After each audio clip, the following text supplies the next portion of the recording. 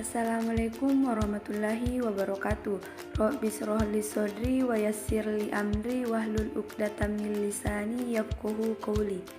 Baiklah, di video kali ini kami akan menjawab pertanyaan teman-teman mengenai faktor-faktor yang mempengaruhi kecakapan hukum dan kecakapan bertindak dengan dosen pengampu Andi Sulfikar Darussalam MSI MHUM AWP. Kami dari kelompok 9 yang beranggotakan 2 orang, saya sendiri atas nama Rini Amanda dengan NIM 90100121017 dan teman kelompok saya atas nama Nur Safitri dengan NIM 90100121022. Pertanyaan pertama dari Sulika Mansur, perwakilan dari kelompok 1, di mana pertanyaannya adalah ahli al-wujub merupakan kepantasan seseorang yang dipicu oleh kewajiban dan hak-hak yang ada pada dirinya. Misalnya, anak yang menerima hibah, apabila ia merusak harta seseorang, maka ia harus menggantinya dengan harta yang ia miliki. Ditekankan lagi pada makalah pemateri bahwasanya anak yang masih di bawah umur dan orang gila tetap memiliki ahliyatul wujub atau hak dan kewajiban.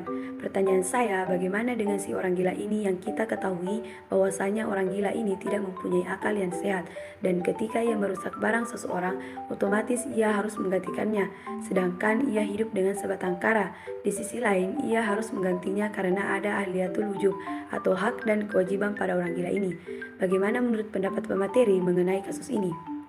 Ahliyatul al-wujub merupakan kepantasan seseorang manusia untuk menerima hak-hak dan dikenai kewajiban. Ahli al-wujub dibagi lagi menjadi 2, yakni ahli al-wujub an-nakisa atau tidak sempurna dan ahli al-wujub al-kamila atau sempurna.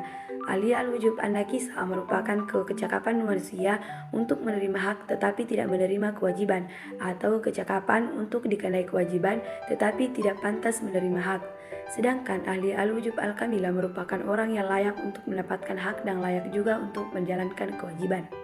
Menurut kelompok kami, kasus di atas termasuk ke dalam ahli al-wujub an-nakisa, di mana orang yang gila ini berhak untuk mendapatkan hak tetapi tidak dibebankan kewajiban.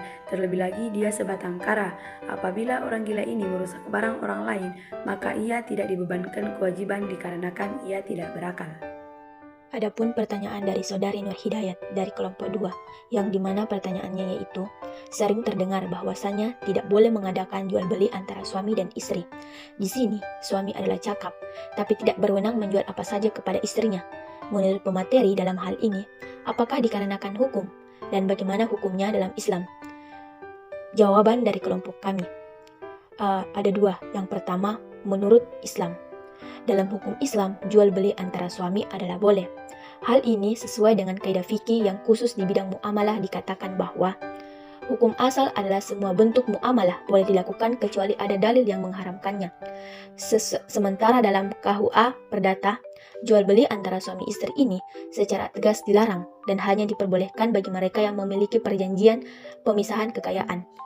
Nah, menurut perbedaan dan persamaan jual beli antara suami istri dalam hukum Islam dan KUU Perdata adalah, perbedaannya yaitu jual beli antara suami istri dalam hukum Islam belum diatur secara tegas, sedangkan dalam KUU Perdata diatur secara tegas seperti yang terdapat pada pasal 1467.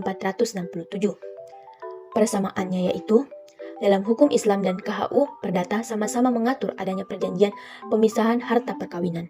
Pertanyaan selanjutnya yaitu dari Ismawati, perwakilan dari kelompok 4, di mana pertanyaannya adalah, apakah tolak ukur agar seseorang dapat dikatakan memiliki kewenangan kecakapan melakukan perbuatan hukum? Menurut pendapat kami, kedewasaan merupakan tolak ukur dalam menentukan apakah seseorang tersebut sudah dapat dikatakan cakap bertindak untuk melakukan suatu perbuatan hukum. Adapun menurut Mahkamah Agung, dinyatakan bahwa batas usia dewasa dan cakap hukum adalah telah mencapai umur 18 tahun atau sudah kawin karena pemikirannya sudah terbuka, entah itu dari wawasan dan logikanya, dalam artian mampu membedakan yang baik dan buruk, salah atau benarnya, dan sudah bisa mengambil keputusan dalam bertindak hukum. Pertanyaan dari saudari Risa Oktavia dari kelompok 5, yaitu, begini, di makalah tak dijelaskan bahwa kewajiban zakat bagi anak di bawah umur itu masih diperselisihkan oleh para fuqaha, di mana Hanafiyah tidak mewajibkannya karena belum memenuhi syarat balik. Sedangkan jumhur yaitu Maliki, Syafi'i, dan Ahmad mewajibkannya karena melihat kepada kepentingan mustahik zakat. Nah, jadi kesimpulannya, apakah seorang anak yang di bawah umur, misalnya bayi, apakah bayi tersebut harus mengeluarkan zakat fitrah atau tidak?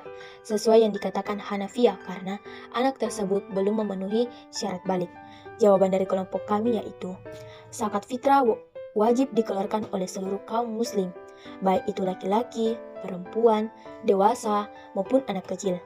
Bayi ini termasuk ke dalam anak kecil yang sudah wajib dikenakan zakat fitrah, di mana orang tuanya lah yang membayarkan zakat tersebut selagi orang tuanya mampu mengeluarkan zakat.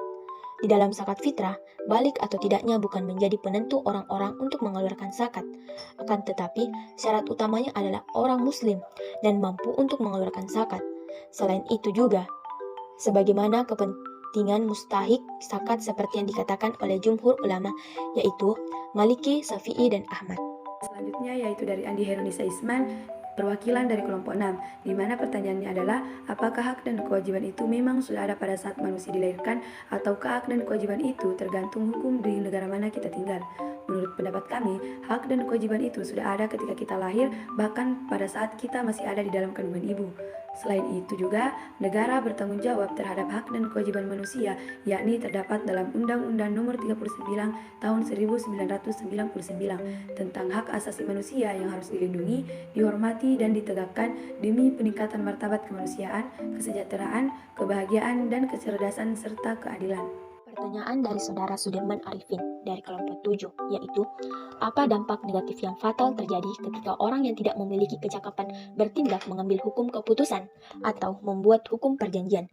Jawaban dari kelompok kami yaitu, apabila orang yang tidak memiliki kecakapan bertindak mengambil hukum keputusan atau hukum perjanjian yang dimana orang yang tidak cakap ini berarti kurangnya wawasan, pemahaman, dan bisa dikatakan belum dewasa, sehingga belum mengetahui baik buruknya, salah benarnya, maksudnya itu masih kurang pengetahuannya, serta beranggapan bahwa apa yang ia lakukan itu benar.